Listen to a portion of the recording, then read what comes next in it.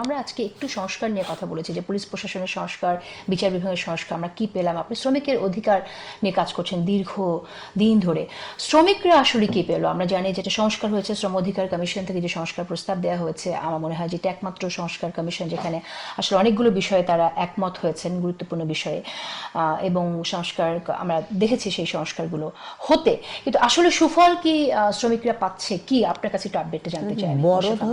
বড় ধরনের আসলে কোনো পরিবর্তন ঘটেনি।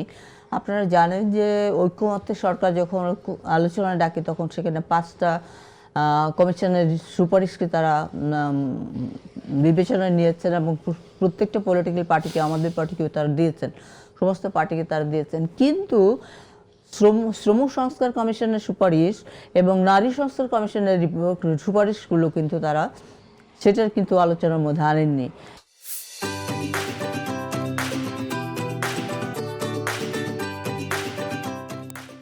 এটা কিন্তু অত্যন্ত দুঃখজনক একটা ব্যাপার। তার মানে নারী এবং শ্রমিক উভয়ই কিন্তু এখানে নির্যাতিত, নিপীড়িত।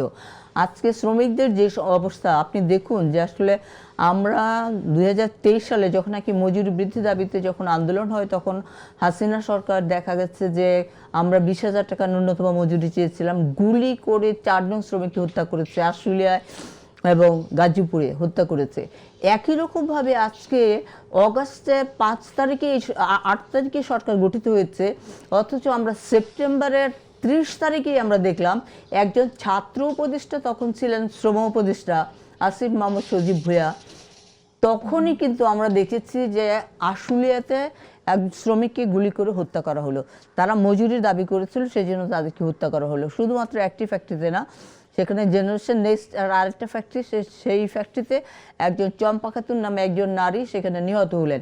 আরেকজন হলেন কাউসার নামে আরেকজন, ম্যাঙ্গোনেস লিমিটেড, সেই আসলে এই দুটো কারখানায় সেখানে শ্রমিক নিহত হলেন। তার মানে হাসিনা সরকারের সময় যেরকম শ্রমিকরা মজুরি দাবিতে আন্দোলন করলে, মজুরি বৃদ্ধির কথা বললে, শ্রমিকদের বিভিন্ন অধিকারের কথা বললে গুলি চালাতে হতো, আমরা দেখলাম এই সরকারের সময় কিন্তু শ্রমিকরা যখন মজুরি বৃদ্ধির দাবি করলো, শ্রমিকরা যখন তাদের অধিকারগুলো দাবি করলো, তখনও কিন্তু তাদেরকে গুলি করে হত্যা করা হয়েছে। এবং শ্রম সংস্কার কমিশন, আমরা তো খুবই হতাশ হয়েছি যে তাদেরকে সেই কমিশনের রিপোর্টগুলো কেন রাজনৈতিক দলগুলোর কাছে নিয়ে যাওয়া হলো না।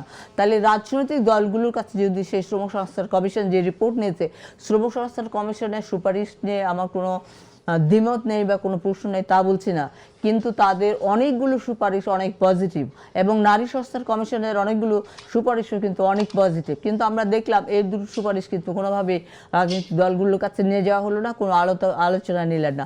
অথচ প্রধান উপদেষ্টা যখন নাকি এই কমিশনের